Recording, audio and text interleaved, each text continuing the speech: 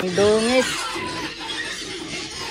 Ang dungis sila mga ka-farmers. Yung manito, hindi tayo pwede magpaligo ngayon. At medyo langanin na. So, bukas na lang natin papaliguan to. So, linis na lang tayo dito mga ka-farmers. Para makakain na rin sila. So, okay mga ka-farmers, linis muna tayo dito. Grabe yung isa mga ka-farmers, oh. Ang sikip na niya dyan sa kainan, oh. Ganyan kalapad yung katawan niyan.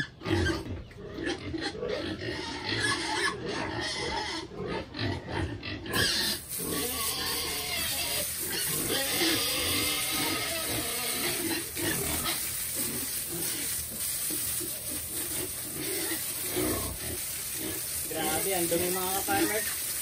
Pati yung mga paa, oh. So, kailangan malinisan natin itong mga paa nito.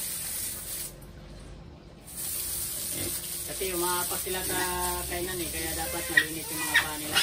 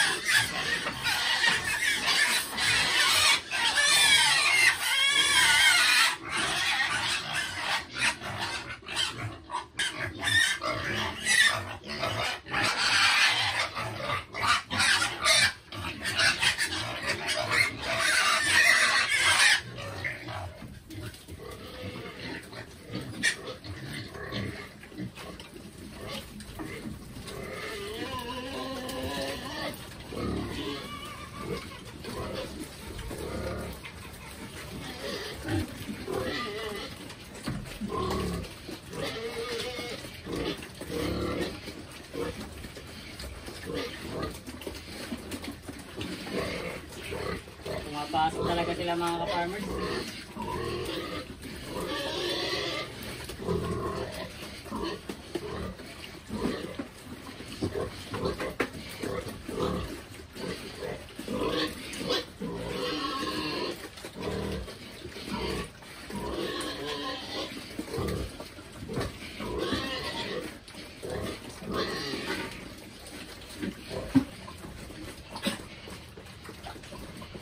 So habang kumakain sila mga ka-farmers, maglilinis tayo dito sa loob ng mabilisan para makapaglinis tayo ng maayos. Kasi pag natapos na yan silang kumain mga ka-farmers, ang gulo na yan dito. So mahirap na maglinis.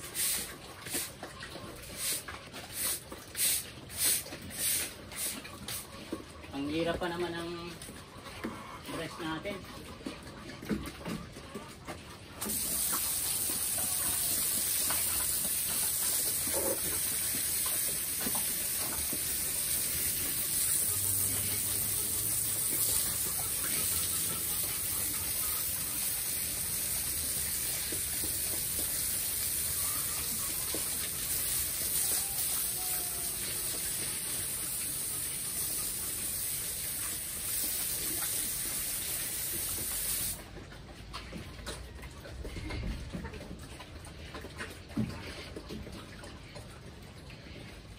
So okay na mga ka-farmers.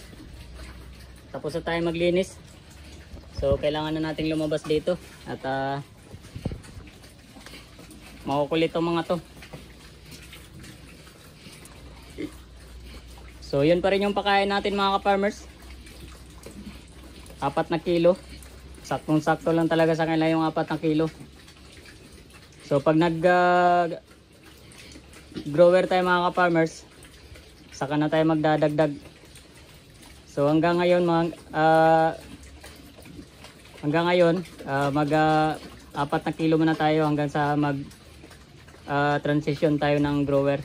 Doon na tayo magdadagdag. Kasi yun na yung ano eh. At saka yun lang yung saktong-sakto lang sa kanila mga ka-farmers. Hindi labis, hindi rin kulang. Kasi sayang lang din kasi pag dinagdagan pa natin to. Tapos hindi lang din mauubos. So sayang lang. Kung palagay natin yung kalahating kilo yun yung din lang mauubos. So sayang yun mga ka-farmers. Kaya magbibigay lang tayo ng naayon sa pangailangan nila. Huwag na nating sobrahan. Kasi itong 4 na kilo, saktong-sakto lang talaga ito mga ka-farmers. At base na rin sa feeding guide ni Ultrapack. Kasi Ultrapack yung ginagamit natin ngayon mga ka-farmers sa starter. So yung isa mga ka-farmers, ayan oh. Grabe, busog na busog na. Yun yung isa sa pinakamalaki natin dito. Sa tansya ko mga ka-farmers, nasa kulang-kulang 40 kilos na yan. Yung timbang na yan. Grabe na yung likod. So goods na mga ka-farmers. At papakain pa tayo sa ating mga kambing.